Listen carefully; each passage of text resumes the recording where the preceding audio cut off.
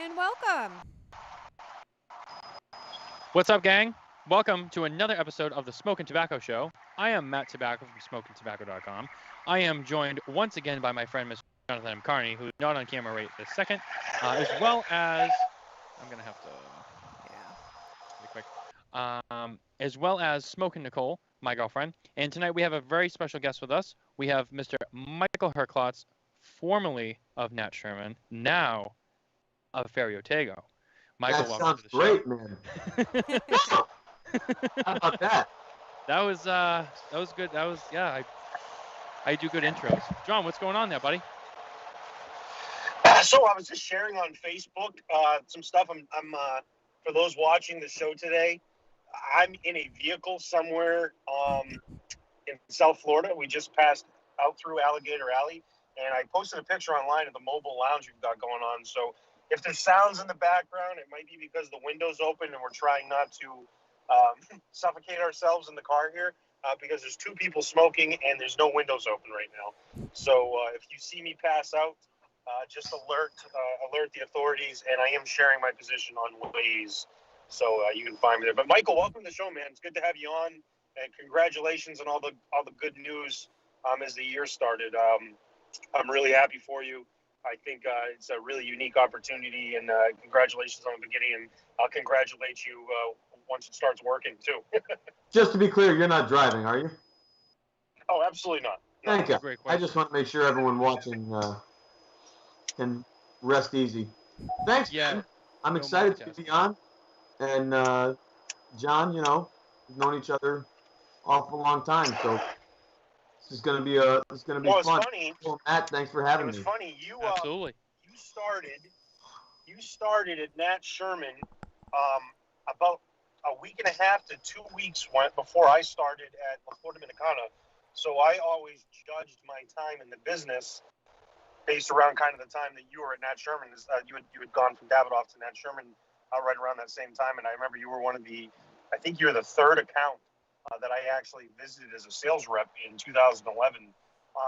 So it was, it was always special to come and visit you down there, and you've always been a good friend of mine and a special person because I always judge my first time in the industry with our meeting. So it's really great to see you pass along that the tradition that you worked so hard on with the Sherman family, and I know now it's in your family with the Ferio Tego name, and I think you're going to do the same there. So it's going to be fun to have you, fun to talk about that tonight. By the way, it's really fucking smoky in here. Yeah, I don't know if smoking in the car was going to be a great choice I'm gonna for mute. you. I'm gonna mute. If you guys need me, just let me. Okay. All right, John. Well, we'll have him there in the background ready to go, but if not, we'll just let him kind of hang out and smoke in the car and try not to kill himself, because that wouldn't be fun for anybody. But Michael, welcome to the show. It's a pleasure to have you on. Obviously, we'll dive right into it. Obviously, you're just coming from Nat Sherman, who has now closed up shop. The Nat Sherman townhouse has closed, but almost like a phoenix who rises from the ashes, you have gone from the end of Nat Sherman to the blooming of a new company who is going to take much of the Nat Sherman lines with it, and that is Ferio Tego, which is such a unique name. For those who don't know, if you could just explain that a little bit, and what that and your logo and all of that, how that all kind of ties together. Yeah. So I'll do that part first. So Ferio Tego is the Herklots family motto. So Herklots family has a coat of arms. It goes back to 1641. We are not royalty or anything. I always get my stones broken that, I don't have a coat of arms. Family crest. It's really not like that. But we do have a family coat of arms, and within the coat of arms, at the bottom, there was a shield with a picture of Hercules fighting a Hydra, and then it says Ferio Tego under that. And Ferio Tego has actually been used a lot in a lot of different contexts. A lot of them tend to be military driven, but with lots of different symbols around that motto. And there's lots of different translations or interpretations of the meaning of Ferio Tego. So it tends to be I strike, I defend, I strike, I dispose, I strike, I cover, I slay, I defend. So all kind of this one body kind of defending over another body. And so in the context of our family crest, we've always interpreted it as I strike and dispose. And in sort of the story of our family crest, it translates, again, within the context of that image of Hercules and the Hydra, it kind of represents Hercules striking the Hydra and disposing of the evil that the Hydra represents. Mm-hmm. For our purposes as a company, we're embracing really more the strike and defend interpretation, which is used a lot more in other military contexts. But I think strike and defend really resonates with the idea of what Ferio Tego is. We're striking at this opportunity to now launch a new company in the premium cigar business, a small family company. We are certainly in favor of trying to defend and preserve the rights of premium cigar smokers to be able to enjoy a legal product. And we're also, to a large degree, trying to defend and preserve the legacy of these great brands that we were fortunate to be able to purchase after the unfortunate failure to sell the company, which we tried really hard to do, and COVID just made that impossible. But nevertheless, that brought around an opportunity for us to not only form Ferio Tego, but then to be able to acquire all of the brands and other sort of intellectual property of Nat Sherman International, and be able to sort of resurrect it and restore it back to commerce, hopefully by summer. So it's very, very exciting. It's myself and a partner, Brendan Scott, who was the former CFO of Nat Sherman. He and I have worked together for 9.5 years, growing our premium cigar business under Nat Sherman International, then working side by side trying to sell it. Unfortunately, like I said, COVID really made that impossible. And so, what better person to continue this on with than the person who's been by my side building it from the beginning? I was actually just going to say, so you're not actually doing this alone. I think a lot of people think that it's just you. It's not. It's you and Brendan, actually, who are going at this together. Yeah.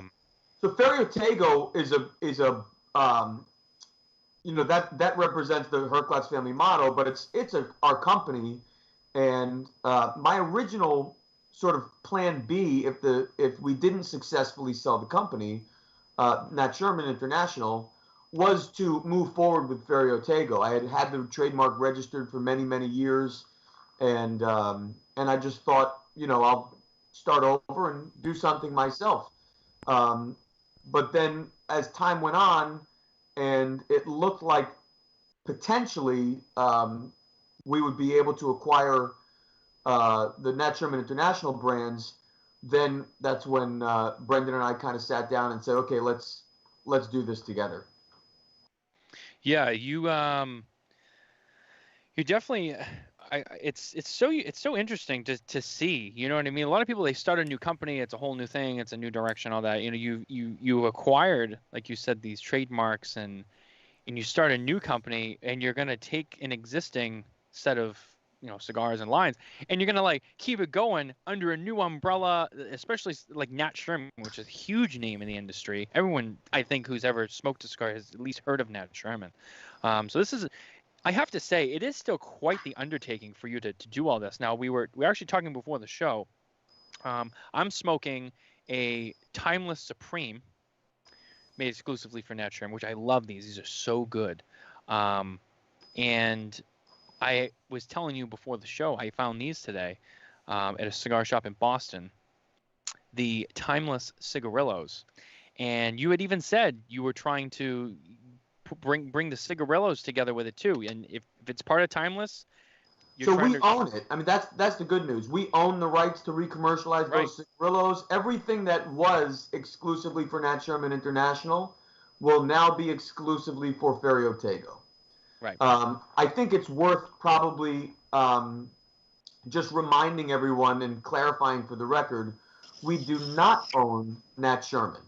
So Nat Sherman is a cigarette.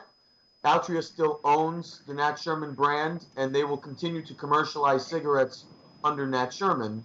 So we own the brands that were exclusively for Nat Sherman International. So that's Timeless, Metropolitan, Epoca brand, and Cora, which is our accessories, our candles, our ashtrays and humidors, and then a handful of other brands that Nat Sherman International owned, but that we really weren't commercializing for the last couple of years. But nevertheless, they were in sort of the arsenal of brands, and so we bought those as well. Right. I think one of the unique things for me with this whole process has been a couple things. First was as people like to play in the premium cigar industry, we were playing essentially fantasy football of what Michael Herklots is going to do after Nat Sherman closes down. And what I always said to people was like, one, I don't know, and I'm just like, two, have you asked him? And then I always liked my side of the game was to have people tell me what they thought, and then I would tell them if I agreed with them or not. So I never really pitched any ideas, but I essentially on my side was saying like, no, he wouldn't do this because of that. So we're playing, pretending like we're you, making the decision of what would be best for you.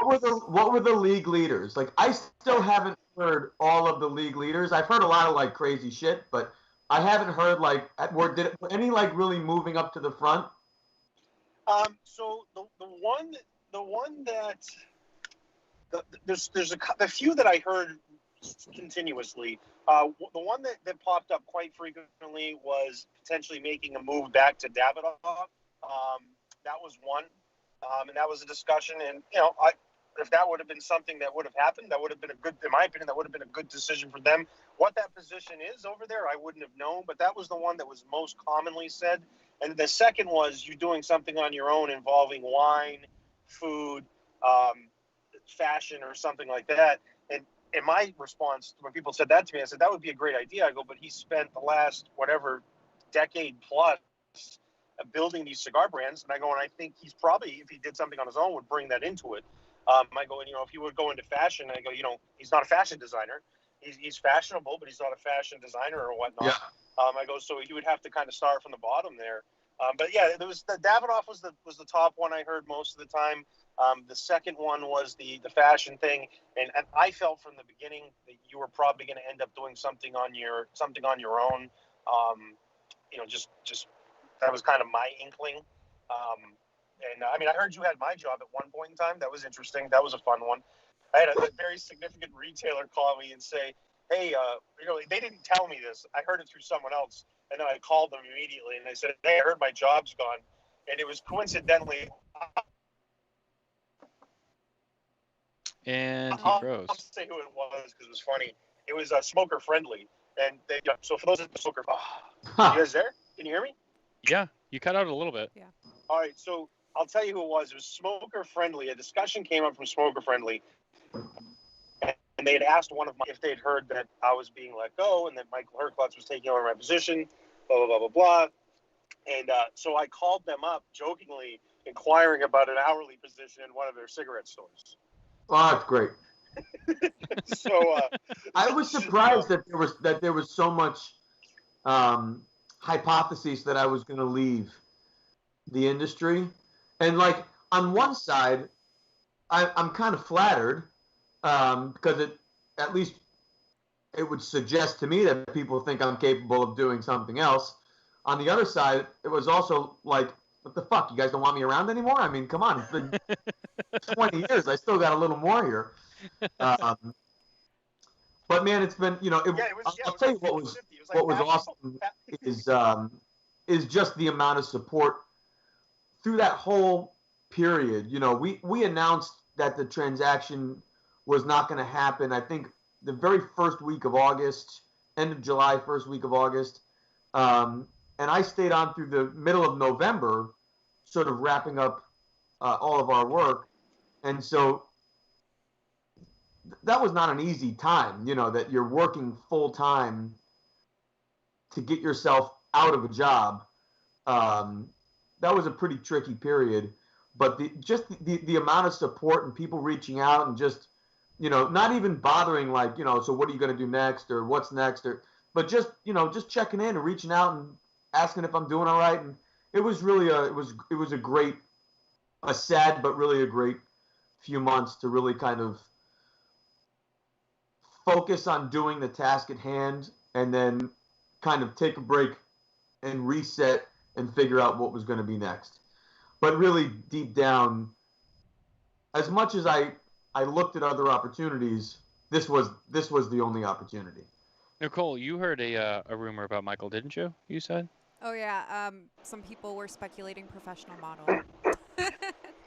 Just full-time professional model, fashion model.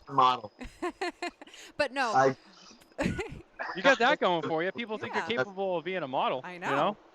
I mean, I would take that as a compliment. the thing for me that's what I'd be modeling for. I heard it was for a local dog food company. Oh. the thing for me, if you guys can hear me, is I can. What's most interesting about this is it's not unprecedented in our industry for a situation like this to happen where a company goes underneath a new umbrella. What is unprecedented is for it to go under a new umbrella and then have that be under control of the people that were managing and running it before solely. So you look at some of these acquisitions over the years, this really isn't even an acquisition, but essentially at the end it's a similar result. You look at acquisitions of products, of brands. When you had Drew Estate went to Swisher, they brought over a management team that was shuffling around and things were different. And the company's changed. You're really getting a unique opportunity. Yeah, we're losing you, John. This is a great opportunity. You're not starting over. The brands are there. You took over the brands, and you can essentially continue on with the same focus you had before. And I think you're very reputable and put forth 100% effort. But we'd be naive to think that it's not a little different when you're doing it 100% for yourself, right? Yeah, you broke up a little during the middle of it, but I think I got the gist of what you were saying. And yeah, I mean, you're right. It's not unprecedented sort of in the net outcome, but someone presented it to me interestingly the other day, and you'll probably appreciate this as a restaurant and steak lover.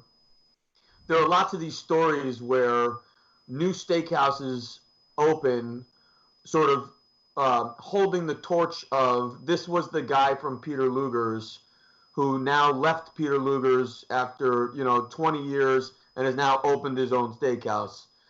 The difference here is I got Peter Luger's. Like that's the difference, is that the maitre d' at Luger's for 20 years didn't go open up Michael's Steakhouse. He got Luger's. Obviously we didn't acquire Nat Sherman, but we did acquire all of the brands that we built under Nat Sherman, and now the ability to restore those to market as a small family business in the premium cigar industry under this new umbrella Ferio Tego, which does represent my family, and to now create that brand new as a flagship brand under which these legacy brands can live. I think that if you do all of the algebra, it's probably a pretty unique situation all in. But I'm very excited. I'm very confident it's going to work. I mean, since we announced, all the support has been really overwhelming. The manufacturing partners are, side by side with us, ready to bring things back. Retailers have been reaching out overwhelmingly, ready to place orders as soon as we have product.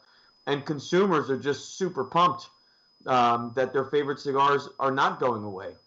So it's really a win-win-win for all of us. And, I'm excited. And I'm also really proud because I've spent 20 years 21 years in the premium cigar industry, and as much as I felt, truly felt a part of the industry, it's a different feeling as an employee, and it's one that I took very seriously and very personally, but nevertheless, I wasn't a principal in a business at the end of the day, and now just knowing that I am a principal, it's a unique feeling. It's kind of like when we had our first kid, and everyone said, oh, life will never be the same, and you can't describe it, and that seemed all like, obvious kind of bullshit that you say to people when they're about to have a kid.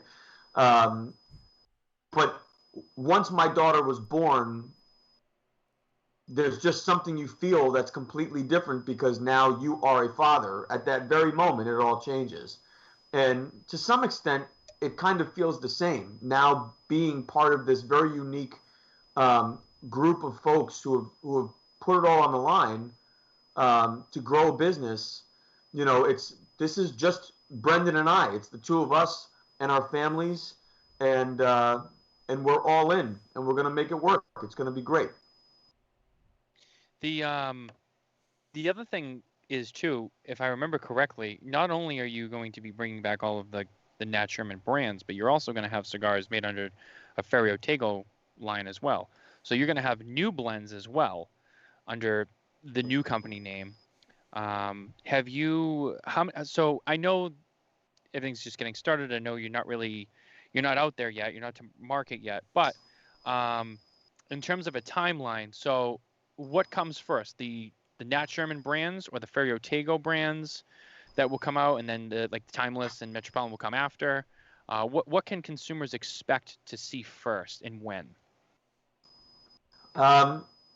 They can expect that nothing will go as expected. So, despite all of our greatest intentions and hard work to orchestrate this perfectly, I think they can expect that it probably won't go perfectly. But nothing sums up tobacco better than the fact that things don't always go the way you want it. One storm wrecks a crop. One case of blue mold or black shank or a little disease, and all of a sudden, what you thought was going to be a banner crop year turns out not to be. That said, if everything goes perfectly according to plan, Ferio Tego will launch at the end of spring, and then the Timeless and Metropolitan brands will be restored in early summer. So it's a very close window, but the plan is to bring Ferio Tego to market first, followed by Timeless and Metropolitan as the first former Nat Sherman International brands to come forward. Now that includes all of them. So that means Timeless Prestige, Timeless Supreme, Timeless Panamericana, and Timeless Sterling, and Metropolitan Host Maduro, Metropolitan Connecticut, Maduro, and Habano. So the plan is that those will, Metropolitan Habano, very good. Yep. Plan is that all of those will launch sort of in tandem after Ferio Tego. The Ferio Tego experiences, like you said, Matthew, are new, but we're not starting from scratch for that development, because if you look at the work we've done over the last 9 years, and particularly the last 4 years, the way we developed product, call it 2015 and after, was less driven by a need to create a product and to develop a blend for it, which is how we really started a lot of our work with Nat Sherman International in 2011. We needed something new. We wanted something full. We wanted this, and this criteria. Timeless Prestige came to market. But as time went on, and we really had a appropriate arsenal or portfolio, if you will, then it really became just general exploration, trying new blends, trying new combinations, playing with wrappers, just purely the entertainment and creative research aspect of just playing with blends. And then ultimately, as you find things that are really something, you memorialize them and you mark them, and then you save them for something down the road. So if you look at some of the sort of last releases that we did under Nat Sherman International, we did a Timeless 2019 Limited, we did a Timeless 2019 TAA, we did the Apoca 2019 Limited, and we did a TAA 2020 Limited. Those 4 blends all came out of just pure sort of fun of creative process. Playing with tobaccos, making blends, remembering which ones were interesting, and then polishing them when it came time that a project was ready. So really, what we're doing here is kind of picking up where we left off. So re-engaging with our manufacturing partners already to bring back Metropolitan and Timeless. That includes Davidoff in Honduras, Plasencia in Nicaragua, and Quesada in Dominican Republic. The library of developmental projects that we have is an encyclopedia that dates back, since 2011. So again, we're not starting from zero when it comes to Ferio Tego. It's really about, going back to my notebook and saying, okay, as I recall, here's 4 blends that were really star blends from Nicaragua. Here's a handful of blends from Dominican. Let's pick up where we left off. Let's start tweaking a couple of these experiences and tasting, modifying, and then moving to production. And that's about where we are now. So how many Ferio Tego blends will you start out with when they first go to market? So without getting too far ahead of my skis here, we haven't really completely announced the full scope of the project.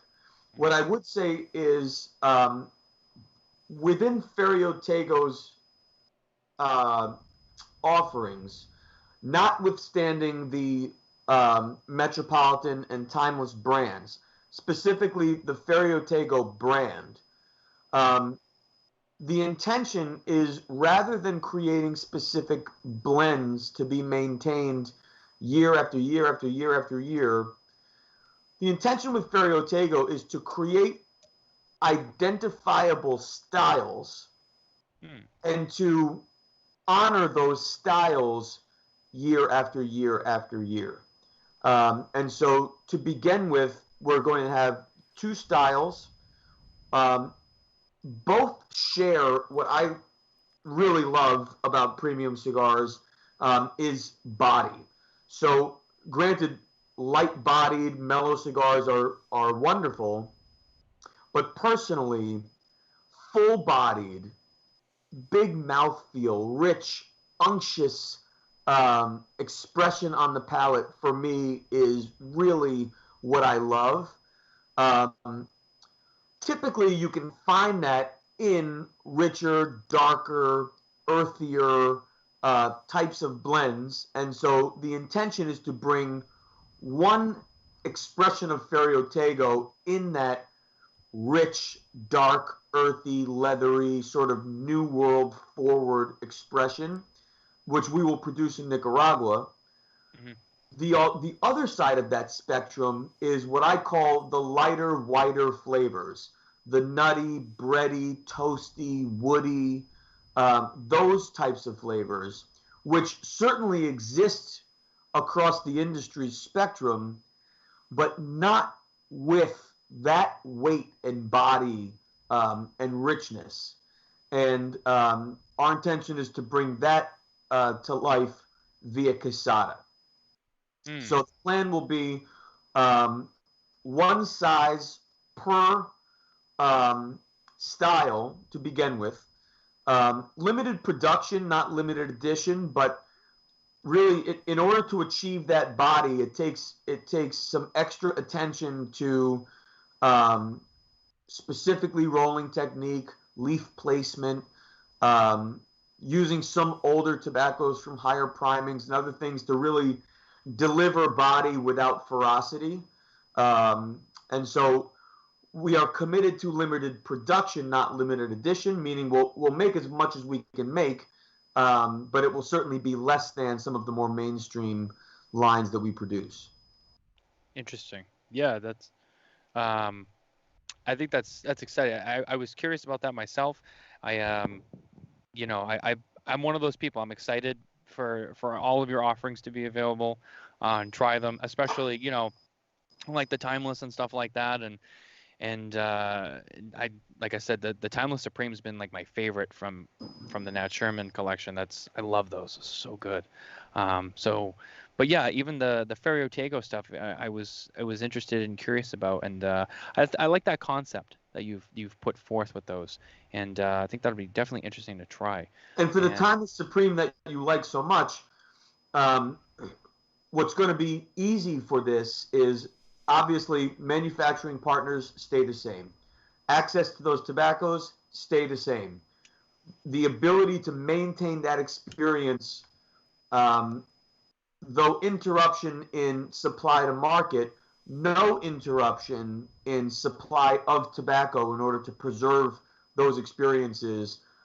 We really just paused, and now we're restarting again. So the consistency in experience will not change. The only thing that will change is that little secondary gold band on the cigars that you both are smoking. So today it says exclusively for Nat Sherman International. In a few months, it'll say exclusively for Ferio Tego. And Nicole, thank you for taking it off. I rip it off every time. I did that video earlier on this year where I ripped them all off. I didn't realize we were doing this, so I'll that's all right. Right off. Goodbye.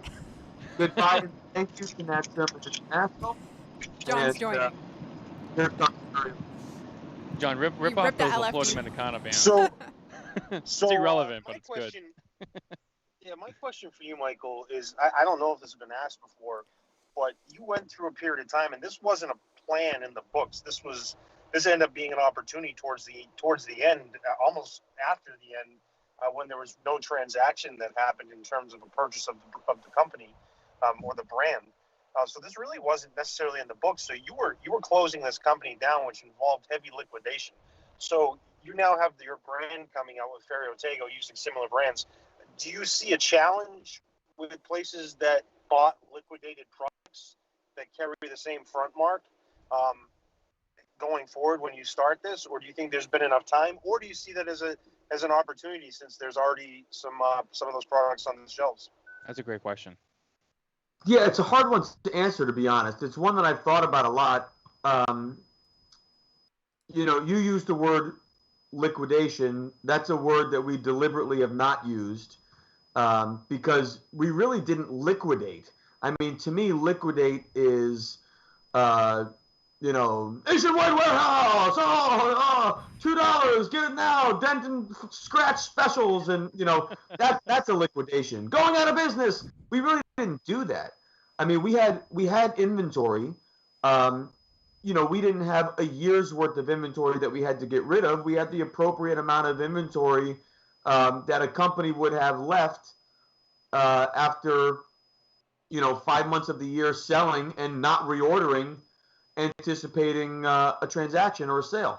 So it was not like we were overwhelmed with inventory, and we were very thoughtful about how we sold it. So we certainly offered incentives and deals to move the rest of the inventory that we were sitting on, but by no means was it, a liquidation.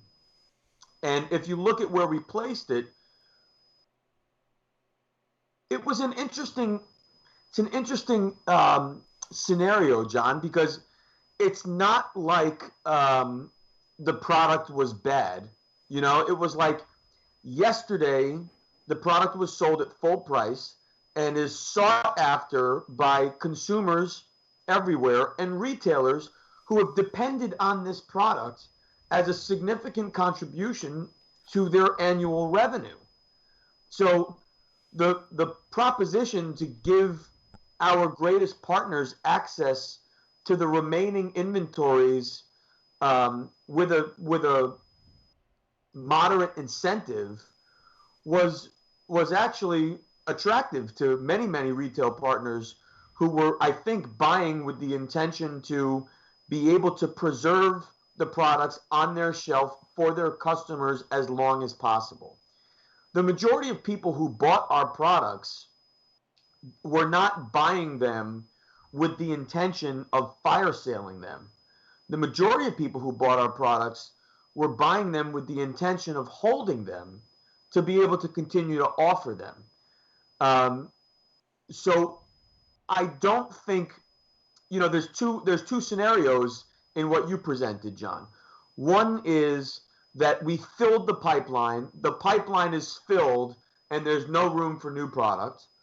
The opposite scenario would be we sold it in cheap, it was sold cheap, and now it's theoretically obsolete. What I think has happened is something in the middle. I think a great deal of our greatest retail partners who depended on the contribution of our products purchased the products with some incentive, which was, if you think about it chronologically, an incredible opportunity for them because they were buying in July, August, and September, coming out of pandemic, coming out of COVID lockdown, where they could purchase product at some discount and incentive and be able to sell it for exactly what it was worth when they locked down in the first place, and be able to get a little extra margin for themselves to get back on their feet and make up for what they lost during lockdown. The sort of high level intelligence that I get from our retail community is that they did exactly that. Now, of course, as things got hit, some of the larger retailers bought in deeper, took advantage of some of those final deals, and so there were certainly some more aggressive sales. But those temporary sales and moving product into consumers' hands, what better opportunity for a consumer coming out of lockdown, coming out of COVID? So many people have lost their jobs, have been furloughed, to be able to buy the cigars that they've loved for so long at potentially a more favorable price, I think is an incredible opportunity. But as I look to the future, I am not concerned that there is a bottleneck in the system. I am not concerned that we have at all done any damage to the equity of these brands. In fact, the opposite. I think that the general perception of the brands that we've acquired, and I hope the general perception of Ferio Tego, is just overwhelming enthusiasm for its return and its launch, and excitement to be able to buy what was exclusively for Nat Sherman International, now exclusively for Ferio Tego. That's my gut, and I hope it's true. I think you are, and I use that term liquidation very deliberately because I really don't feel like that was the general feel in the industry of it, and I don't think it was handled that way. And I think the way it was handled, like you mentioned, there was no fire sales. There was no fire sales to the retailer. There was no fire sales on any websites.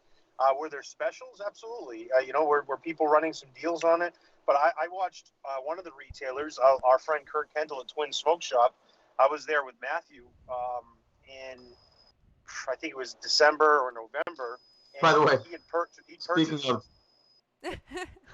there you go. Nice.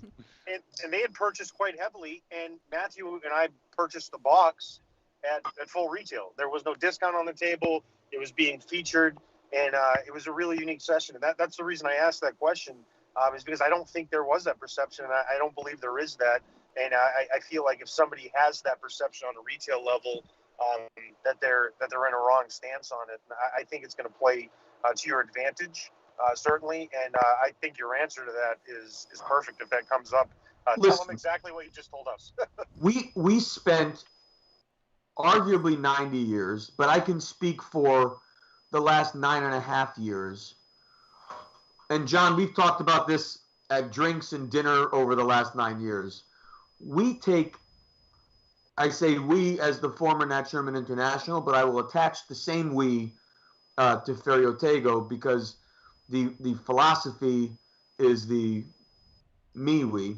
Um, the idea of partnership is critical to the success we experienced over the last 9 years and our success moving forward. And I believe 1,000% that I want to deliver whatever our retailers need from us and our consumers need from us. I mean, think back to the original lockdown. We couldn't make hand sanitizer at Nat Sherman. We couldn't, send masks anywhere. Like, we didn't have the capacity for any of that.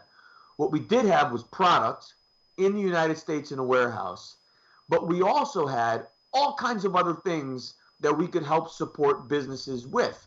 So the first thing we did was spring to action with curbside pickup kits. If you recall, we had shopping bags, Ziploc bags, matches, cutters, lighters, humid pouches, whatever anybody needed, we sent to these retailers for free just to try and get through what we thought would be an inconvenient period of curbside pickup and lockdown status.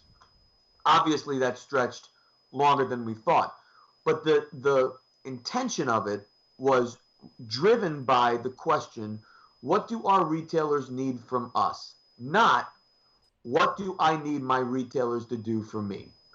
And that has always been a driving principle for us. And so, despite how unfortunate the closing of our business was 5 months later, what we looked at was, we have this inventory. Who needs it? We're not just going to blow it. We could blow it out in a day. You know that. But who needs this product today? And looking geographically, working with our sales reps, I mean, we worked harder to close the business than we worked probably in the last year to grow the business, because we were working with every retailer, every rep, reaching out, figuring out who needs what and how much and for how long, and putting together deals that allowed retailers who depended on this product to keep it longer.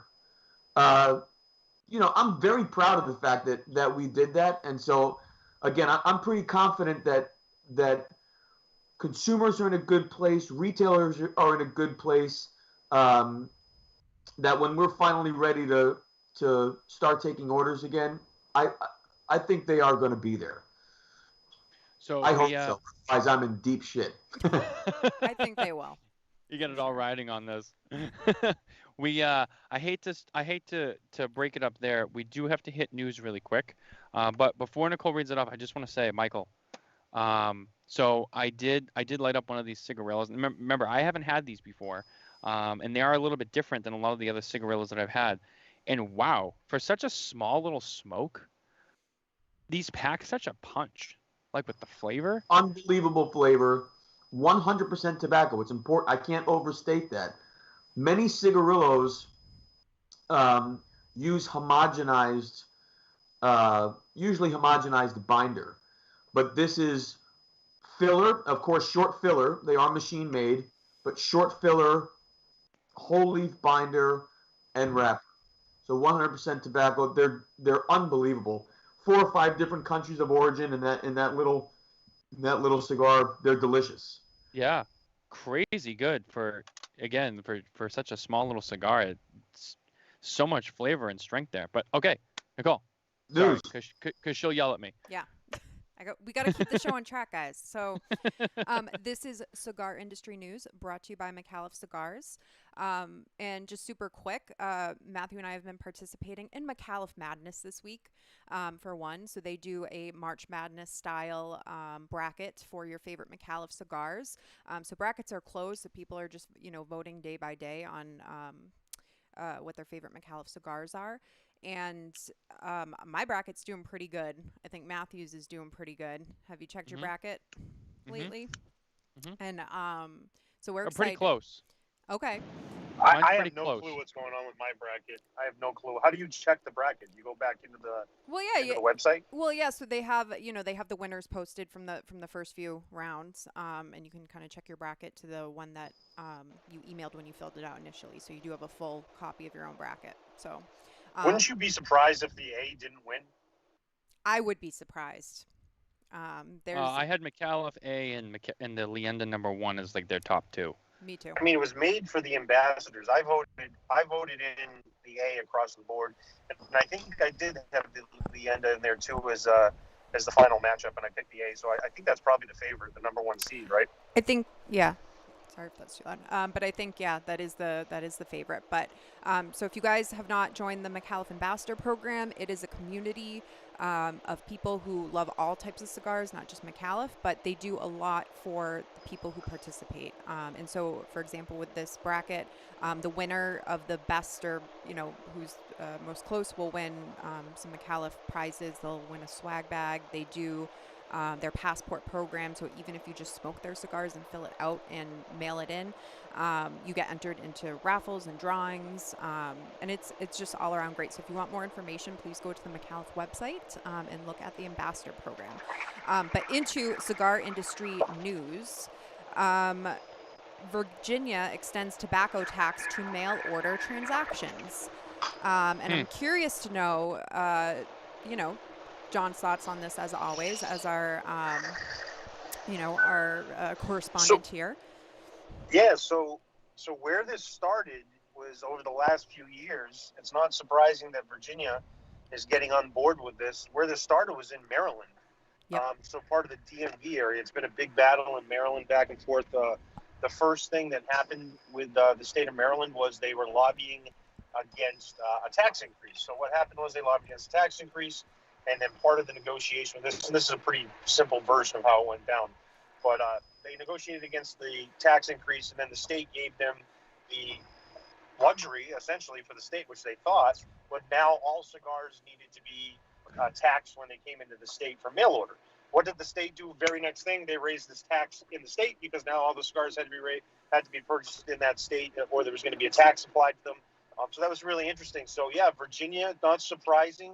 These types of things are grassroots efforts that are really heavily and well funded, and it's not surprising that you're going to start to see that happen in that area of the country. I think you'll probably see Delaware be next, and you'll start to see the DMV, and it'll be interesting to see what happens there. So to me, this is not shocking. Yeah, no, and I'm just curious, how many states will follow suit with that. So I know in Virginia, their tobacco tax already is 20%.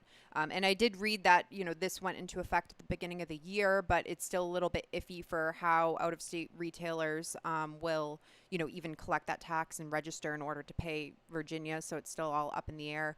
You mentioned Maryland. Ohio is another state that does it as well, I believe. So I wonder, and I hope that is not the future of the cigar industry, and being able to order cigars, from other states without the tax. Well, another note on this too, Nicole, is this is very rarely really looked at and mentioned. Is technically in most of these states, if you buy cigars in as a consumer, you would then be responsible for the tax. That's how a lot of these large online retailers, when these state governments come to them, they say, oh, we need to have information on who you bought from. They're like, no, we're not going to do it. And they don't have nexus in the state that's asking. And I've known people from New Jersey that have gotten tax bills for cigars they've purchased. Mm-hmm. And this is not to be political whatsoever. The current administration is about more taxes. So if you have the federal administration being about that, works from the top down. You're going to see more taxes. It's going to happen. There's budget shortfalls in many states.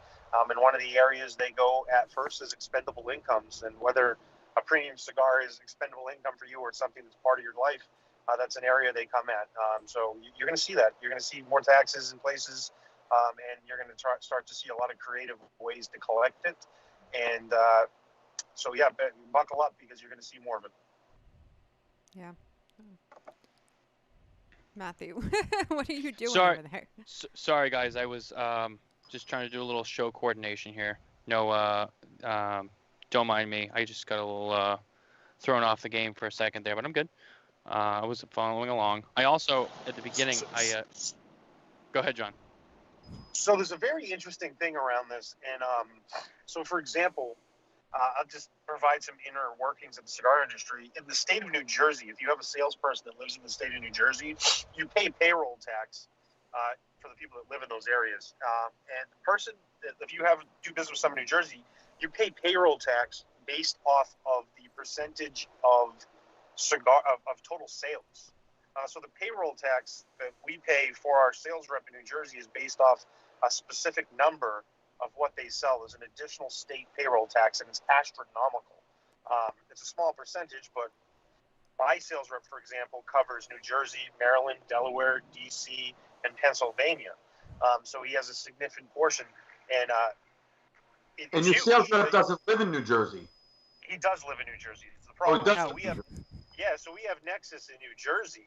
And that's something that they added in years ago. And when we hired our sales rep for that market, it was 9 years ago. The sales were low, so it looked like a regular tax. So you don't really look at that until it starts to get bigger, and then every year it gets bigger and bigger and bigger as you get more and more successful.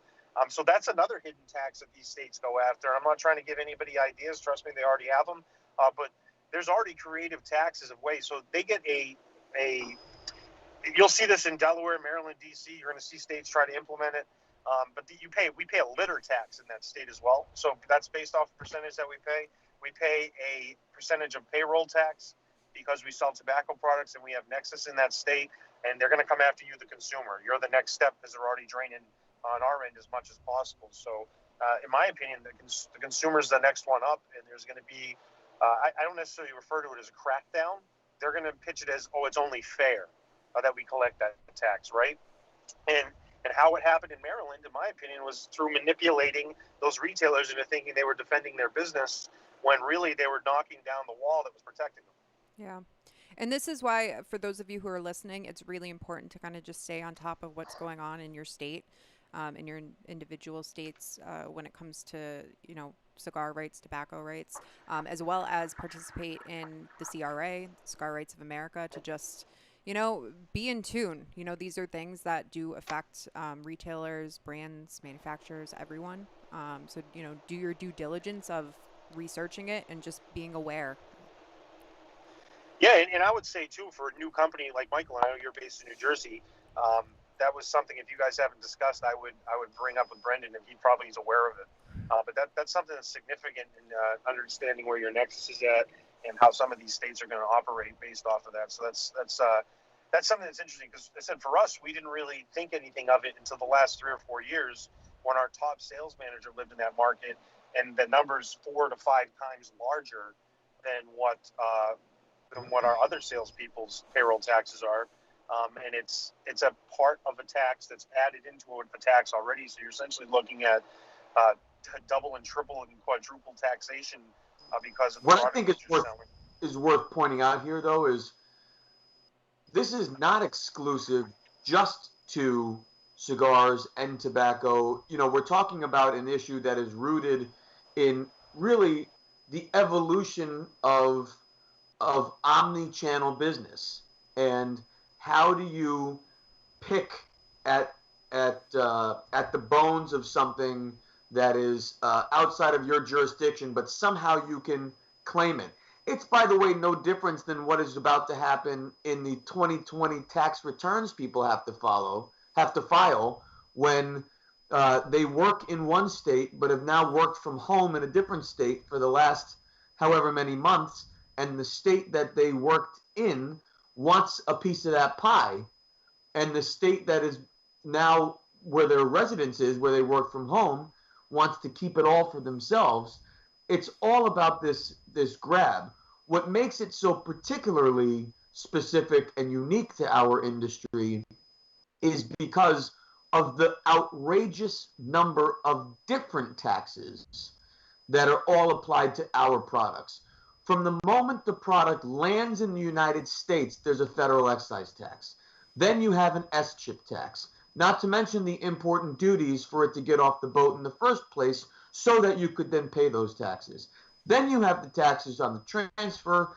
Then you have whatever tobacco tax is for that particular state when it enters. Then you have the additional taxes for local municipalities at times. And then you add sales tax on top of that. And then, God forbid, you want to send it to a different state that has a completely different tax setup. Then what do? And that's what's led us here. So, it's easy. The easiest example is look at Amazon and look at what's happening with other major e-coms where they're trying to solve for the issue of interstate or intrastate taxes, but add the complexity of tobacco products, add the complexity of ensuring that we as premium cigar retailers and distributors are making damn sure that the recipients are of legal age to purchase that product. How do you do that? So having robust age verification in place to the same extent that we are committed to doing in our stores. It becomes more and more and more and more complex. But John, to your point, yes, we are now incorporating the great state of New Jersey, and thank you very much for that reminder. So there'll be a price increase on Ferio Tego starting today, and we haven't sold no I wanted to hit a couple. I was trying to get back to some of the questions we had in our live stream from the chat. I wasn't able to find them all for some reason, but I do have one here. It comes from Mark Van Sledwright, who said, or asked rather, anything based off of the Joel Sherman blend. Ooh. So the Joel Sherman blend, and I will say this unequivocally, the Joel Sherman 75th celebration is the single, my single biggest point of pride of any premium cigar I've ever made. And it was made for Joel Sherman, Mr. Sherman, who is Nat's son, second generation, for his 75th birthday. And it was an incredible blend, which on paper, funny enough, the factory didn't even want to make it. I remember writing it, and the factory sent back a revision without making the cigar to taste it. And it became actually a point of conflict. We were in the factory at the time. They were explaining why they didn't want to make it and why it wouldn't work. And I remember looking at Manolo Quesada, who's like my Dominican dad, and I said, look, let's assume this is going to suck. Could I please just taste it so I understand why it doesn't work? Because if you just tell me it doesn't work, then I can't learn anything. So could you at least make some so I can taste it and see what the failure tastes like? So he told the guy to make them, and he went and made them. And in full disclosure, the Joel Sherman 75 blend was a tweak of the Timeless Sterling blend. So it was just a slight modification, but the modification is what the factory thought would not work based on Timeless Sterling. So they went and did it anyway, ready to prove that this blend would suck. And Manolo and I and the factory guy all lit him up at the same time. And Manolo, who, if you've never heard Manolo speak, he speaks English sounding like a Texan Barry White from Cuba. Is that about right, John? I mean, it's very funny, hard to describe. So he lights up this cigar. He takes a big puff. The factory guy lights his up. I light mine up. And we take a few puffs. And Manolo, in classic Manolo style, looks over his glasses and goes, Mr. Herklots, some bitch. And I was like, I don't know what that means. He's like, it's good. And it worked. And it was just a tiny modification from Sterling that really moved it over into body and into richness in a way that Sterling didn't quite have. So that's a very long way of answering this question. When Sterling was released, it was only released in very thin, elegant sizes because we couldn't get the Sterling blend to work in fatter sizes. The richness and flavor just fell apart above a 46. So we just stuck with 40, 42, 43, 46 for Sterling. But it was the Joel Sherman tweak that suddenly gave this blend the possibility to potentially grow sizes. So in fact, although the Joel Sherman blend was just a slight modification from the Sterling blend, we launched the timeless Sterling Short Robusto, and Churchill based on the Joel Sherman 75th blend. So very minor modification. Now the Joel Sherman 75th was 7.5 by 46. So that relationship of length and ring gauge is just inimitable. There will never be another expression like that. But it was that modification that allowed us then to translate the blend into the fatter sizes. So if you smoke the Sterling, Short Robusto, or Churchill, that is the Joel Sherman blend interpreted into those sizes. And I am going to just give a quick shout out because our buddy William Cooper of Cigar Coop said that was the Joel Sherman was the #1 cigar of the year for him in 2014. That's right, it was. So It was. It's an unbelievable cigar. I haven't had it yet, but by the way, I just noticed there's been, as you can imagine, a lot of, right after the announcement that we were closing, there really was a major search to go find and scoop up all the cigars people loved. The Joel Sherman 75th was one of those cigars that people started looking for. They are out there. There's not a ton left, but there is some in retail, and if you do a little bit of searching, you will still find some inventory out there, and I would highly recommend that you scoop some up. That's definitely going to be something that we look into ourselves. So thanks for the tip. We'll go and track those down. It was funny. I had it sitting right here on the desk next to me this whole time, and I didn't even realize it. But I just realized I had this Metropolitan lighter,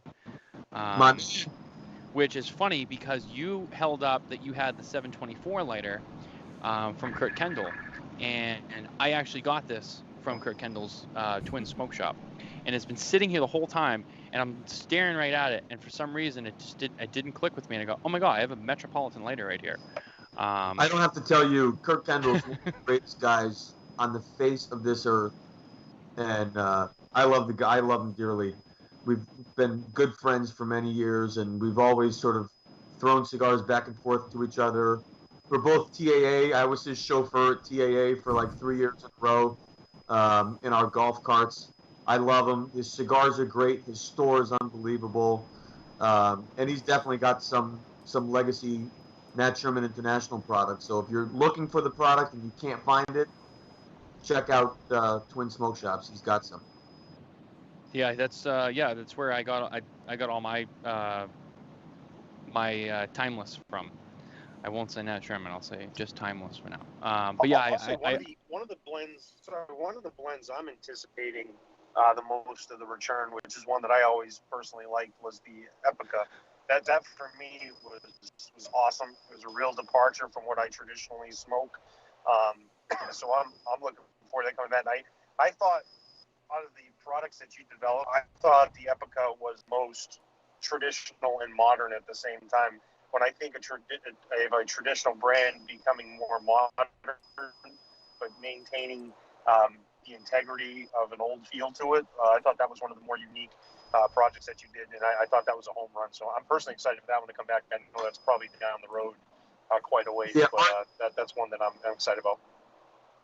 Our original thesis was, let's do Metropolitan and Timeless first with Ferio Tego, and then save Epica and make sure that we thoughtfully return that once we get the legs under Metropolitan and Timeless. Fully transparent. It was not the league leader of brands, but I've been so encouraged that since the announcement that we're coming back, the amount of of engagement around Epoca, with people saying they can't wait for it to come back, is staggering to me, because it has just it's hard to say. It's a long story as far as what it is. So we really weren't entirely sure whether we should bring it back or whether we should, look at other options for it. But man, I just can't believe how many people are really, really looking forward to that blend coming back. And so, selfishly, I am too. So that's probably a 2022 play. Really quick, I wanted to not to change gears again. I'm sorry. I didn't realize how far down the line we were in this show. That it just always happens. The time gets away from me, and this is why I have Nicole, because Nicole keeps the show on the rails here, or else I'll just keep going.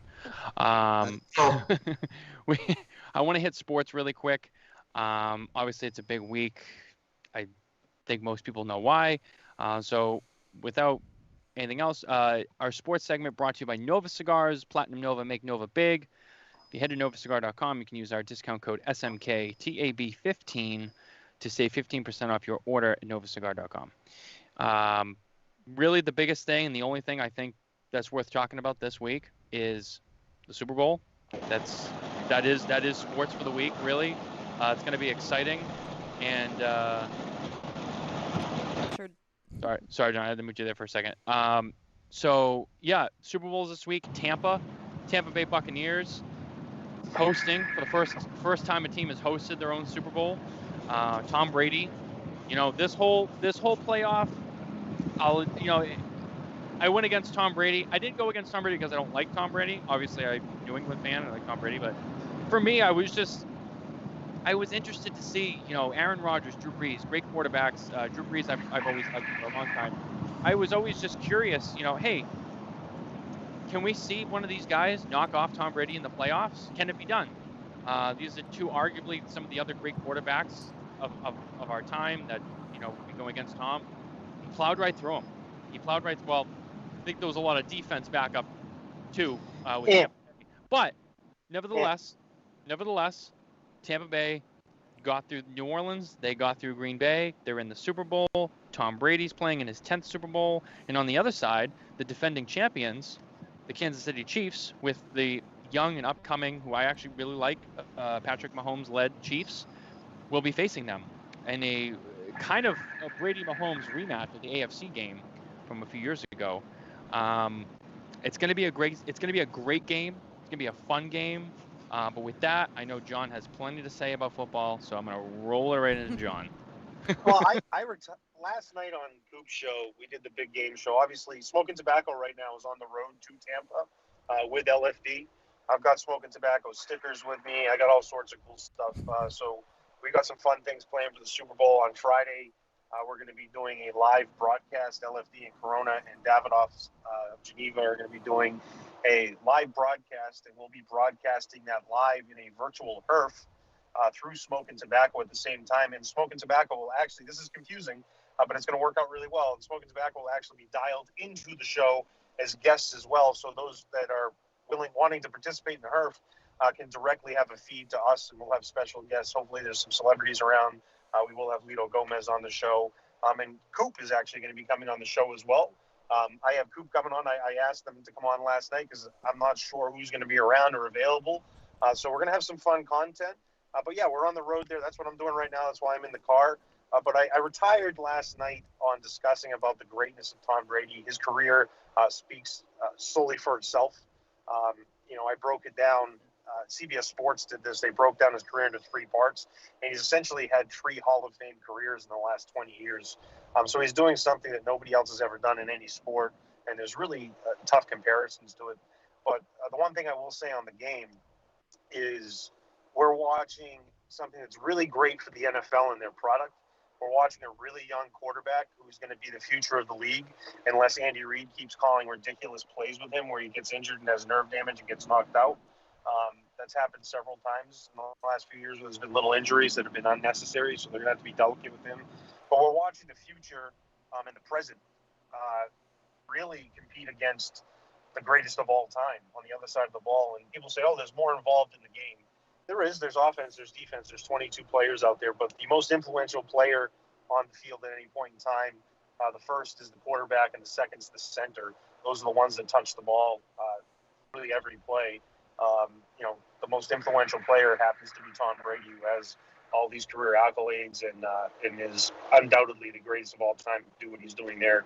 And I think that people should just enjoy what we're about to watch this weekend, because Kansas City's a very fun team to watch.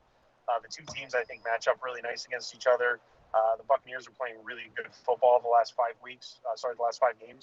And we're just about to watch something really fun that you don't ever get to watch. I mean, if you could think back, what you could do, like if you could watch one sports player again, who would it be, Matthew? Probably Michael Jordan, right?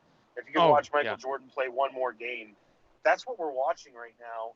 And Tom Brady's told us that, pending any injuries, that he wants to keep playing. So every time he takes the field, we're getting that one more game that we want from one of the greatest of all time. So this is going to be a fun weekend. I know there's a lot of energy in Tampa. We're bringing a lot of energy with us, and it's going to be a fun week. And I'm looking forward to Friday. It's something that's never happened in the premium cigar industry, where we've done a in-person event, a live broadcast at the event, and then live broadcasting into a virtual HERF, and then broadcasting that virtual HERF directly into that live broadcast. So we're going to bring people, hopefully from across the world, together through Smokin Tabacco and celebrate something that's really fun and in a year that I think we really need to, as people and as a society, to find something to celebrate. So why not celebrate Tom Brady, right? Absolutely. It's, we've talked about it. I think everyone's talked about it. Like I think you put it best. You said it best. Just let it speak for itself at this point. And that's why I clarified in the beginning. I didn't have anything against Tom Brady. I still love Tom Brady. And I'm, as a Patriots fan, I'm thankful for all the service and the victories that, we had here in New England with him.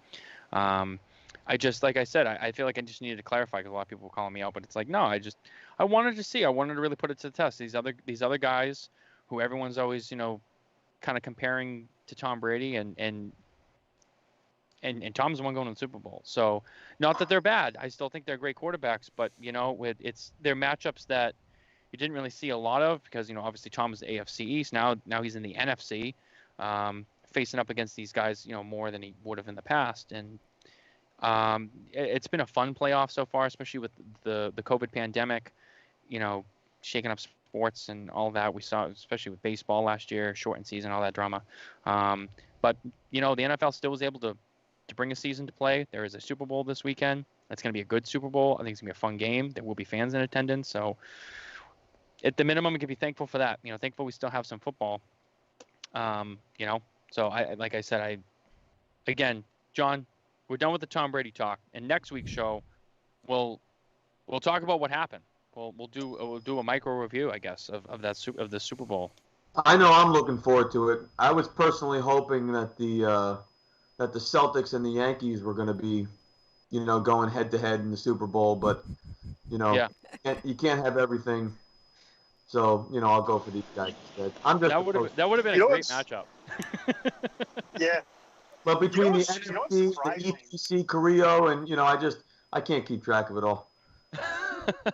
What's been surprising is, to me, with our sports segment, the sports segment has essentially become Matthew and I talking about sports while the guest watches. And I don't say anything. While everyone else walks away and takes a leak, to be honest with you. Yeah. And it worked out really well, but it's been surprising. Out of all the guests we have, we don't have as many sports fans as I think people think there are in terms of the cigar world. It seems to be pretty 50-50 on engagement for us, but as you said, it worked out to be a good break for the guest. Yeah, it's like Michael said, that's the leak break for some people. But hey, you know what? It is what it is. That's part of our show. We'll end that there. Michael, you've had a tremendous year. I mean, I think it's been a crazy year for everyone, but you've had a really handful year. Closing that Sherman, starting Ferio Tego. You've been on a lot of public forums. You've done a lot of shows. You've been talking a lot of cigars, what's ahead for the future, what was in the past. One other thing kind of related to Nat Sherman that I did want to tell you and kind of ask you. I think I had asked you this question from the chat room on another show, and I kind of wanted to elaborate on. I don't think that was the best way to ask you, so I'll elaborate on it a little bit more here. Wait, you don't think a comment in a chat room on a show is the greatest forum to ask a question? Well, no, not any question. This specific question, because I didn't really get and it's, part of it's on me because I didn't write the whole thing out. I should have elaborated better. But what I will say is, so I liked the way you, especially through social media, which is a powerful tool, you kind of documented the end and the closing of the townhouse in Nat Sherman, which I thought was fantastic. That was really cool. It was fun to watch. I remember the last day when you guys posted the sign on the door and you guys were closed, and that was it. It was one of those moments, especially as someone in cigars, a cigar fan, cigar smoker, you kind of feel that too. You're just like, wow, like that's an end of an era right there, you know? And I had asked you, I think you were on KMA, and I had asked you if you had plans to open another townhouse with Ferio Tego. But what I should have said was, I mean, obviously that's a big thing, and I know, you know, you're just getting off the ground, but someone like yourself, you know, Ferio Tego long term, is that kind of something that you would like to do if, you know, the cards fell the right way long term? We not maybe copying the townhouse, but kind of finding that special boutique, that special place that obviously is now gone from the hearts of cigar smokers, especially, you know, if you were a Nat Sherman fan. Would you at any point in the future maybe try to replicate that somehow, to have that feel back, that kind of place? I remember when the question came up and I didn't realize it was yours. And I think the way I answered it on that show was, there will never be another townhouse, right? I think that's how I answered it. Yeah, absolutely. But yeah, no. That's a difficult question to unpack and answer, because of a lot of different things. So I live in northern New Jersey. So the conditions in North Jersey to open a brick and mortar retail tobacco experience, you know, it's not an easy place to do it, to be honest. And that's from a taxation standpoint, regulatory standpoint, property standpoint. I mean, there is a lot of challenges to brick and mortar tobacco anyway. But to do it geographically where we are at the moment is probably a little more difficult. And, you know, I believe if there were to be ever a retail experience, it should be close to me so that I could be there, just like the townhouse was. And so I think that presents some challenges. I think also there is evolution to what the brick and mortar experience will be. There's a lot that needs to sort of settle out of this post-COVID, post-pandemic world. And so that still has some runway. And last but not least, as Abe so eloquently pointed out when I was on his show, I'm starting up a business from scratch that is now propping up a legacy business. Are you out of your mind? So when I look at the work at hand, making sure that we do it the right way, thoughtfully, meticulously, it's really hard for me to even wrap my head around the idea of, you know, adding then that what was a pillar under the sort of Nat Sherman trifecta of brand identity. I love retail. I spent 21 years in retail. I have no way to read those tea leaves yet. What I know is that right now I don't have retail, but what I do have is, the most impressive network of retailers, real partners, real friends, who I've known for years, who have known me for years, who want to get behind me and I want to get behind them.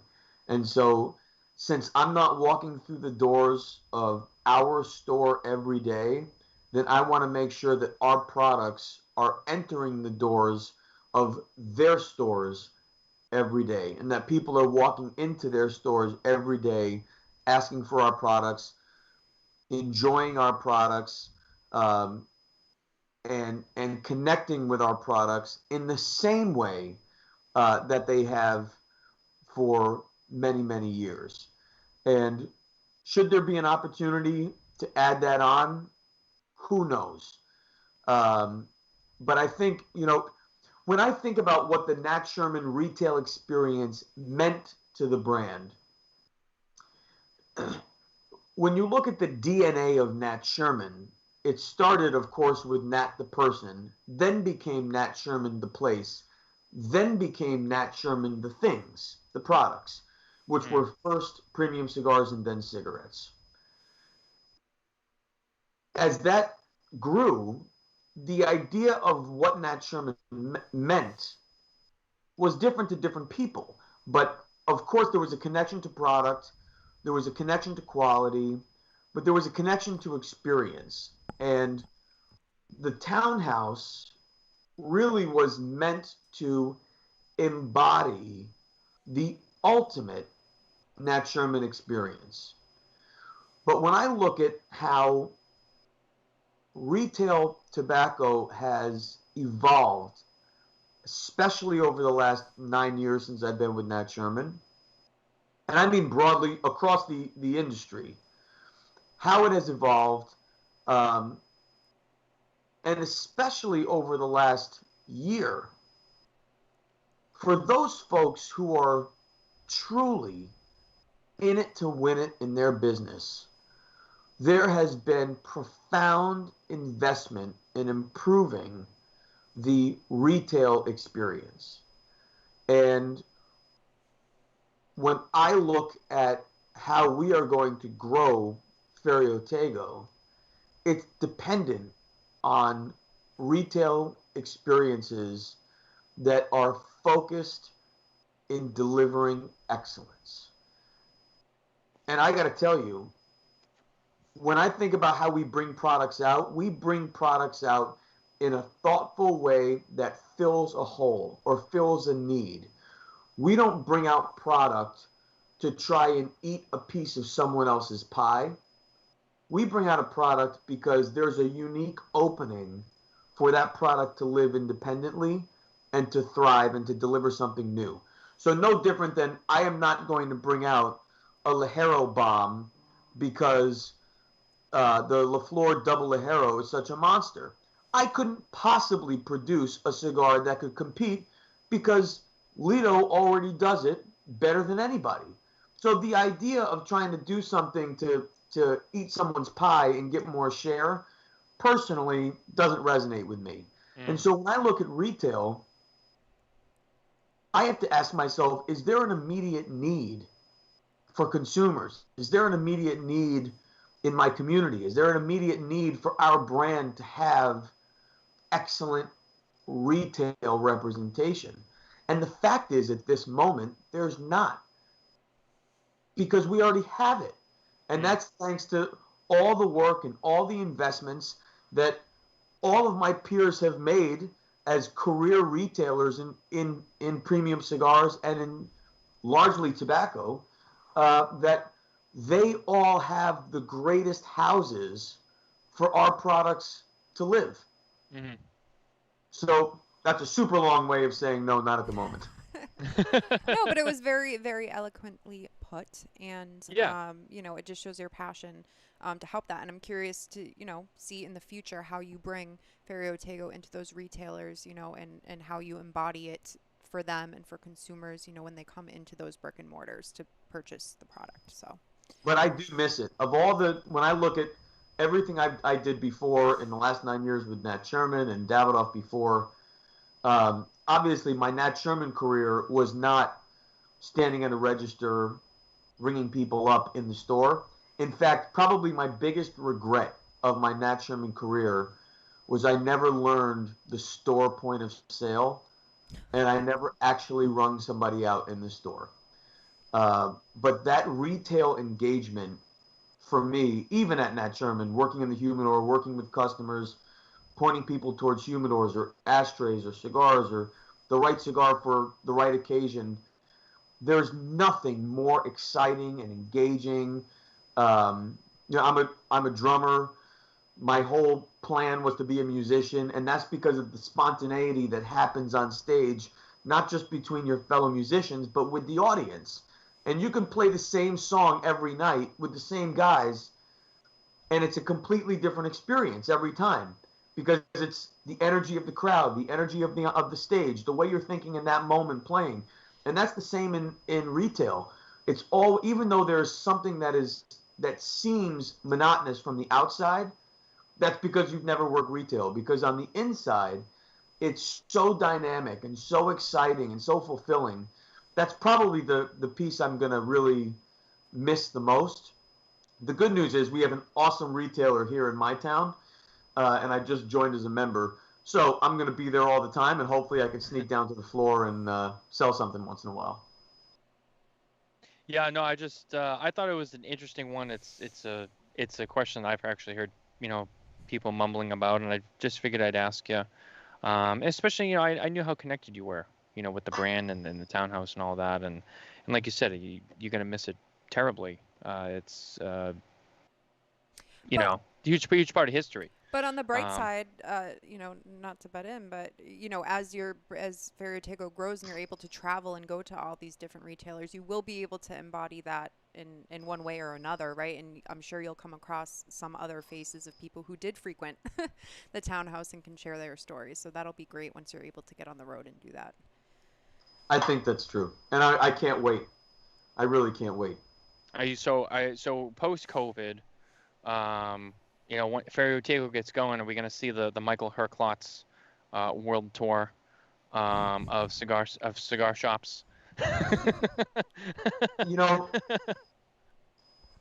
so arguably there probably was a Michael Herklots world tour last year, as well as a John Carney world tour, and Juan Lopez world tour, and everyone else, because our industry was so dependent on people beating the streets, store by store, kicking in the doors.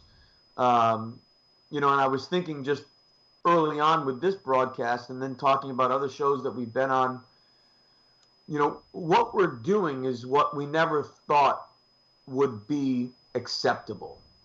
Like the idea a year ago today that we would be able to grow businesses without face-to-face shaking hands, engagement. That was a paralyzing concept. The fact is, perception has changed to a degree. So when I look at the other side of that equation, the other side of the Herklots Roadshow is Herklots at home with his family, which I didn't have the opportunity to do to the extent that I have the last year. And I got to tell you, I've spent more consecutive nights in my bed than I have since I met my wife, since we were dating. I mean, this is more time than ever. It's more time than I've ever spent with my kids since they were born. There's so much that I've been able to do being home, and still work and still be successful, that it's not my intention, Matthew, to just jump in and launch the world tour or the American tour or a New England tour. It's my plan to focus. I am going to do a Dominican tour and a Nicaraguan tour and a Honduran tour pretty soon because I need to get back to the factories and get stuff operating. But I have a lot of faith that through this process, and maybe some of it, Matthew, as you pointed out, was supported by some of the more public wind down I did through social media and stuff. But I feel like enough folks have been kind of along on this journey with me as we winded down and now as we prop back up, that I'm hoping with that enthusiasm for the success of this project also comes a little bit of understanding that I'm not really willing to give up what I've gained the last year, spending time with my kids, making snow slides today, watching them slide down them. Man, as much as I love being in cigar shops and engaging with people, I don't love it more than running out of my office, to go push my kid down a snow hill. So, Well said. I think it will evolve, but for sure, Matthew, I will certainly be back in stores and re-engaging, hopefully with a more thoughtful schedule. But I also hope that in the absence of being face-to-face physically in stores, that we're going to be able to do a whole lot more things like this, as we've done through COVID, and be able to get face-to-face virtually and talk about the products, learn about products, and grow the business. I agree with you 100%. A year ago today, I was in Miami getting ready for the Super Bowl, doing Super Bowl events down there. Obviously, it's been a highlight of what we've done for the last 7 years. And this Super Bowl is so strange because I'm bringing I never thought I'd be bringing video production software and lighting. I have 4 boxes full of lights and things that I'm doing for this week where we're going to be broadcasting events to create more impact. And I never dreamed I'd be doing that a year ago, and it matured over this year. And I think the big thing is for the cigar business, and especially with your company and all of ours, is when we do these trips, they're going to be more impactful. They're going to be more creative, more thought out, rather than just what the standard was in the industry was, let's get on a plane and talk about who can travel the most and be in the most stores. I think it's really a matter of how can we now be in those retailers and how can we make a bigger impact for them on a larger scale. And I think this virtual side of it and these connections that we've made with people is not going to go away and is a really unique side of the industry that we can harness. So we're doing a lot of that. But yeah, I never dreamed I'd be sitting in the car. I mean, if you look online, I've got part of my production program set up in the passenger seat. Imagine that a year ago. I'm be sitting in the passenger seat watching a movie on Netflix. And we're engaging. So it's how things change in just 365 days is unique, and those companies and the individuals and businesses that are able to pivot are going to have a lot of success in this. And I think the end benefits to the consumer and to the retailer at the same time. So everybody's going to win, and there's definitely a unique opportunity, and the industry certainly changed. And just think about the viewership. I was thinking the other day, let's say the average show live gets a few hundred views, and then as that sort of aggregates out over weeks, as people kind of go back and watch, gets into several hundred, maybe 1,000, maybe a couple thousand, whatever it is. John, how many events have you done in a single shop where you had more attendees than you had viewers, even in your lowest viewer online virtual experience? I mean, the 300, 500, what do you have, 40, 50 people at an event? That's a real event. 80 people, maybe 100 people, where it's just your brand and them focused. This is a really incredible opportunity to start really leaning in on this kind of technology and the breadth at which you can reach. You're about to do it right now at Super Bowl. We're about to do it for Great Smoke with Abe. Yep. We're talking about the worst part about Great Smoke, which was arguably one of the best cigar events in the country for years, is that you had to be in West Palm Beach to experience the Great Smoke, which left out all kinds of folks. Now you can order it, have it delivered to your house, and watch streaming live for 8 hours and participate. That's what we're doing. It's awesome. I'm Yeah. so excited about it, man. Well, I no, think you it's know. great. That's a game changer. Yeah, we'll Absolutely. definitely we'll be watching the It festivities is unfold. exciting, and it's not just exciting. It's exciting all around, Michael. Like it's for me. Like I was pumped up when I woke up today. I got to pack my lights up. I'm going to put on a production on Friday. I got to get my chafing dishes lined up for the food we're going to prepare because Hacking Gourmet is going to prepare the food. I've got this. And I was excited to fill this car full of all the stuff we're going to do, knowing that the several hundred people that are going to be in person are going to have a great experience. But then we're also going to get to do something really unique for hopefully thousands. And it's a pretty high profile thing. And they said I was excited. The retailer and the people in person are going to be excited because they're going to get to see something different and be part of something different. And the end user is going to get to be involved in something that they couldn't ever have been involved in. And they just watched an Instagram post about every year. They watch me post a picture of a football, or they watch us post a picture of our booths at the Great Smoke. Now they're going to get to very much be engaged and interact, and that wouldn't have happened if we wouldn't have experienced this last year. It just wouldn't have happened. Somebody would have innovated because they got bored or tired, right? I've reinvented things we do, and you have certainly plenty of times reinvent things to try to get out of the monotony of it.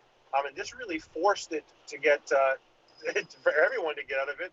And there's people that are there's companies that are doing a better job at it. I think we're doing a great job at it, and it's been really fun. And said it re-energized me, to be real honest with you. And this is really my first real big event that I've done. Since COVID, really, it's almost been a year. I've done a few things in there, and I hadn't felt that way in a long time. And I think the retailers didn't feel that way, and I didn't think the consumers felt that way. So it's really re-energized, and it's very special. There's a big difference between being a spectator and being a guest. And what this technology and these platforms have forced us to do, thank God, is expand the guest list. And you're not just a spectator anymore. You can participate meaningfully as a guest.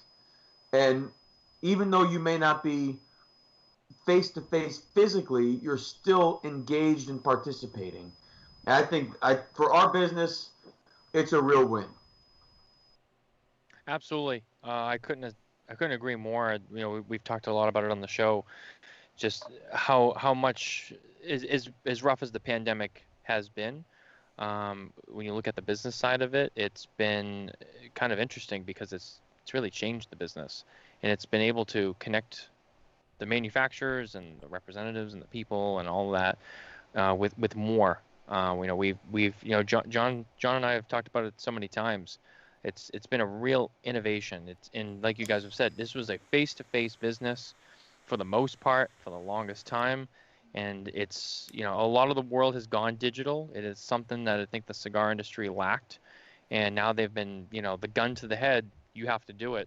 And it's been great.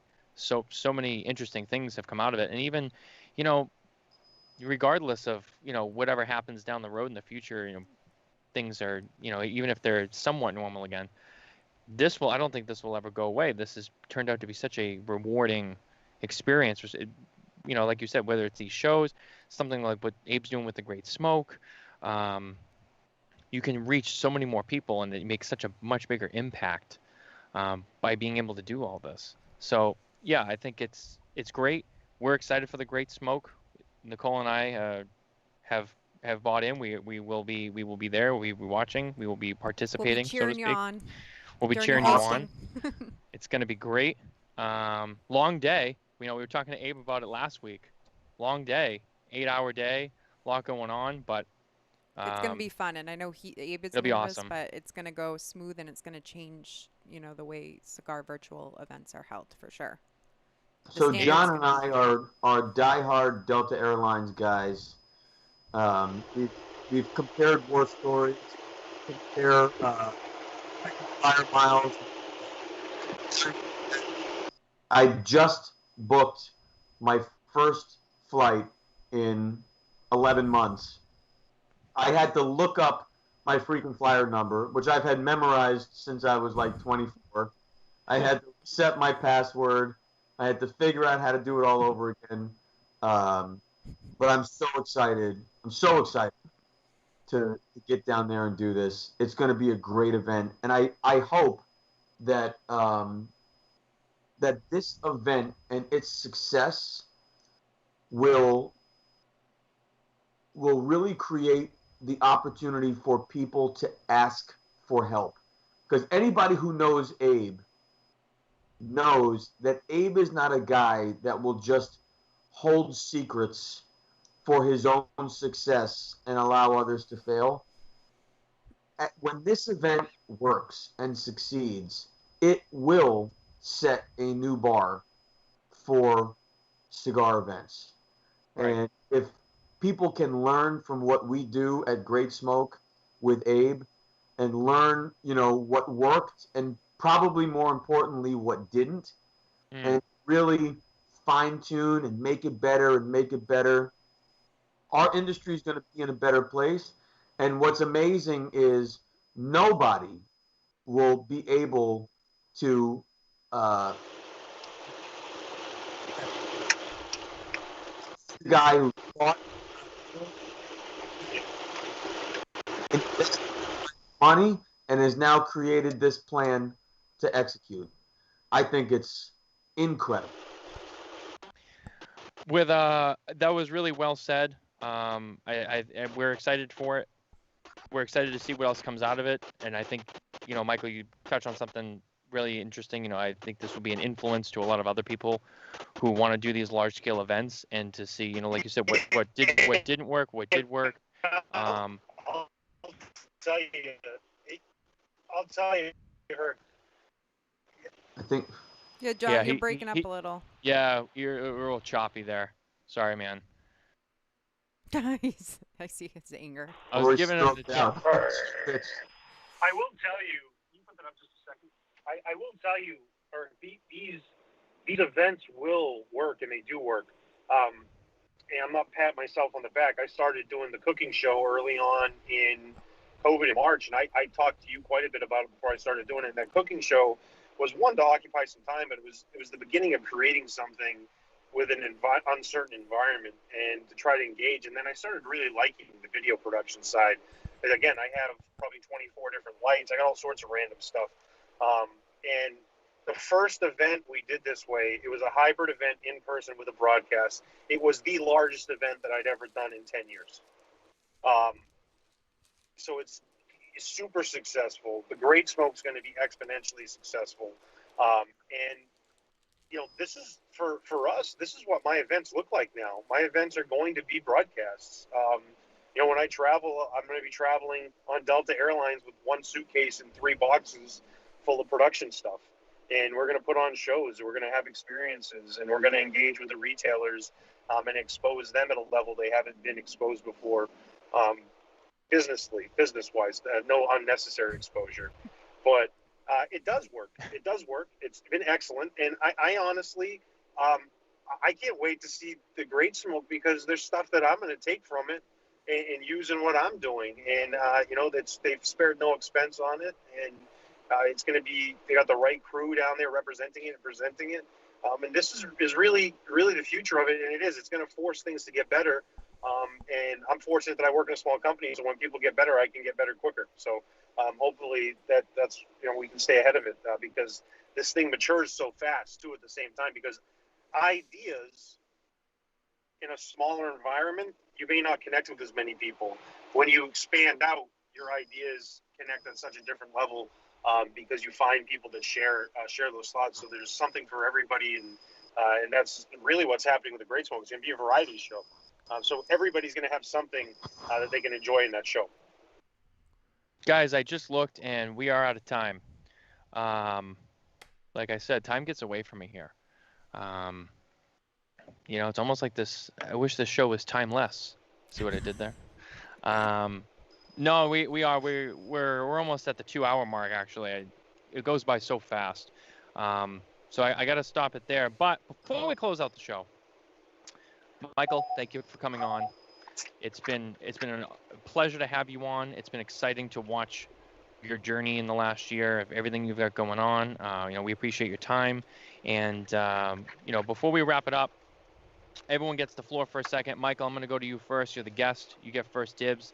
Floor is yours. Anything you want to say? Any announcements you want to make? Up to you.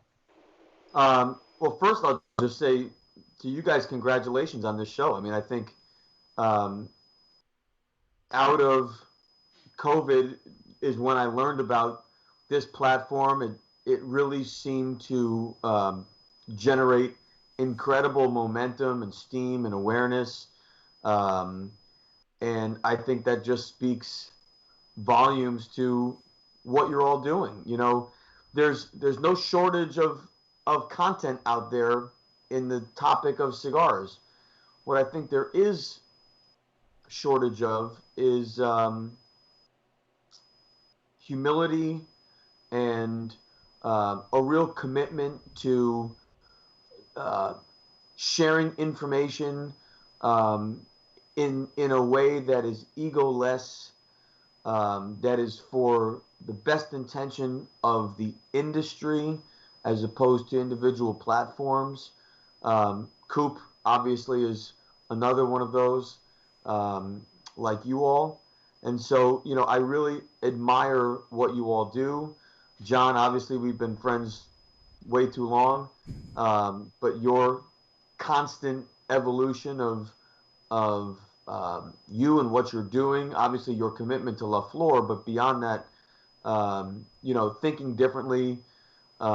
You've been besides being a good friend, you've been a great thinking partner over the last year, working through the Nat Sherman transaction stuff as a thinking partner and being able to blow off steam, and then the ultimate things that ensued after.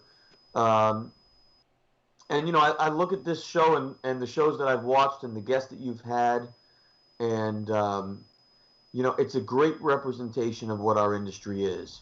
I think the diversity of conversation and guests and talent pool and specialties and topics, that diversity is about as wide as you can get. And it's just so representative of who we are as an industry. And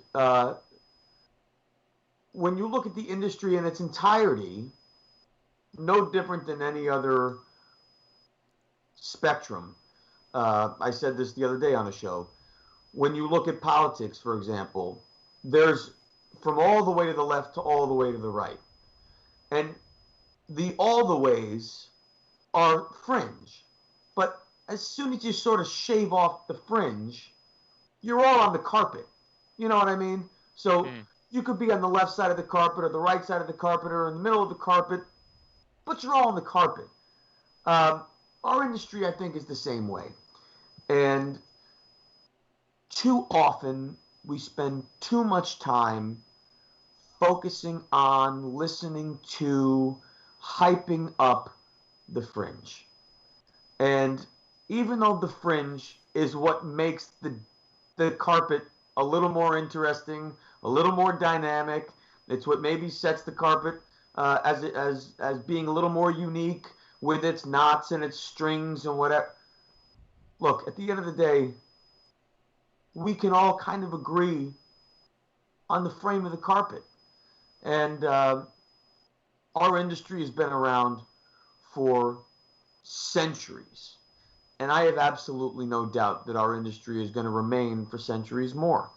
And I think it's important that while we recognize the fringe and we try to understand it and we try and support it and be open, that we also make sure that we remember to look at the carpet and just identify the fact that we are so much closer together as an industry, as a country, as any of it. We are so much more together than we really are apart.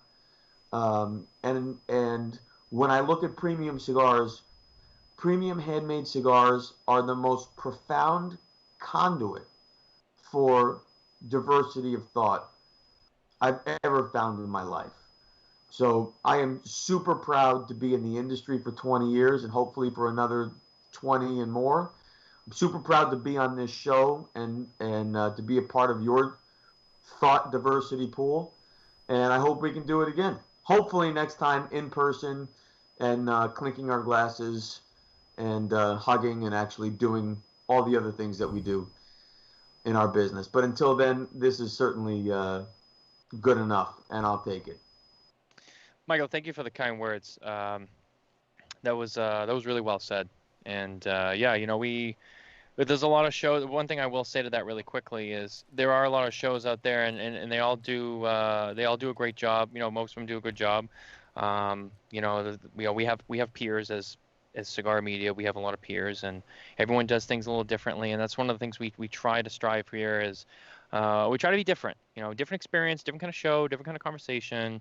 We mentioned the diversity. We try to mix it up, try to keep it a mixed bag, while also keeping it entertaining. So yeah, the fact that people are noticing that and it seems to be a variety that people like.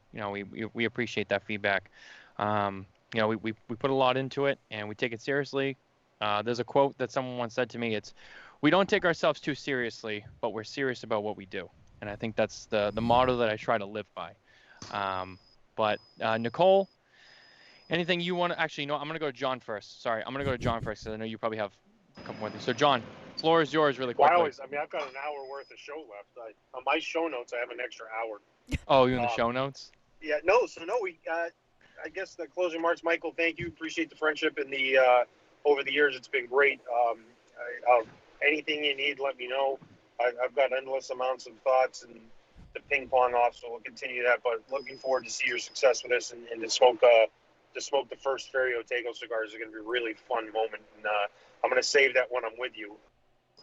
Good. We'll do it. I see you. I will grab one and save it, and we'll smoke together. And I'm going to proudly.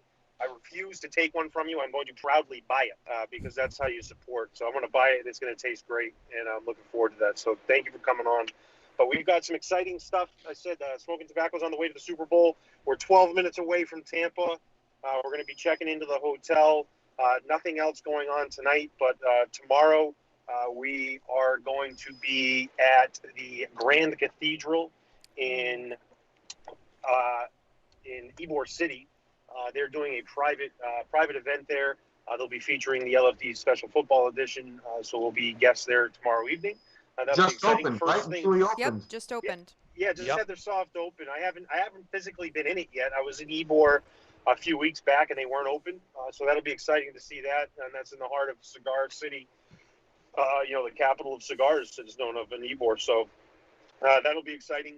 And then Friday morning, we'll go live in Smokin Tabacco. I'll go live on Friday morning. We have a special cigar cafe happy hour with our friends at Grand Brûlot. It's a French liqueur. We'll be doing a cigar happy hour there with Cigar Mike and the Experience Brokers out of Atlanta for 2 hours. We'll be starting at 10 a.m. and going until 12 at Costa Monte Cristo in Soho. So that'll be an exciting thing. Will be the highlight of our weekend is I'm going to say industry first ever. We'll be doing our live pregame special football edition. So from Davidoff of Geneva in Tampa with Corona Cigar Company and Smokin Tabacco, where we'll have the live show on site. We got food, we got drinks, we've got everything going on there. We're featuring Brugal, so we'll be drinking some Brugal that night. And we'll be doing a live virtual herf with Smokin Tabacco. So anybody that's watching, they'll be able to be engaged in a virtual herf, which will have the broadcast of the show. And then Nicole and Matthew will be in on the broadcast with us and reporting live from the herf room. So join us for that. That'll be at 7 p.m. Eastern.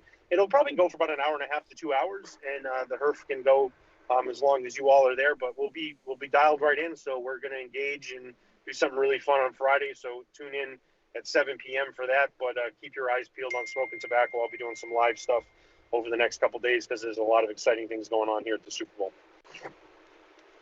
We're really excited for that. Friday's going to be a jam-packed night. It's going to be really busy. But Nicole, you're up. Close it out. Well, Very excited for Friday, obviously. So for those of you tuning in, 7 p.m. EST Friday, join us for the HERF.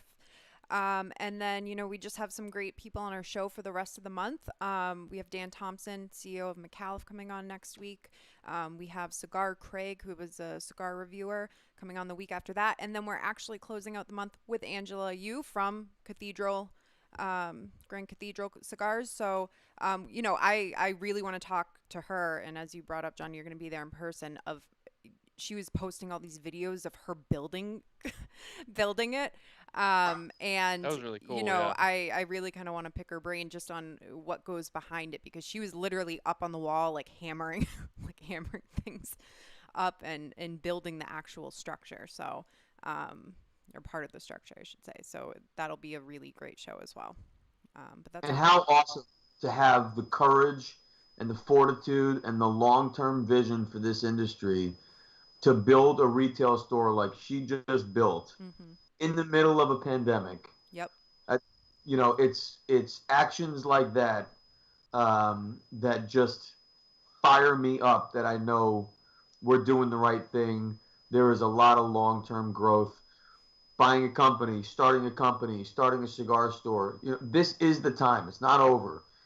If you have the opportunity, you have the vision, you have the dream to do it, this is the time to do it. Absolutely. Absolutely. Agreed. Well, guys, that's going to do it for us. Michael, stay with us for a quick second as we'll talk to you offline for a minute. And guys, we'll see you next week with Dan Thompson. Oh, actually, no, we'll see you Friday night, and then we'll see you next week with Dan Thompson. Take care, guys. Bye. Cheers.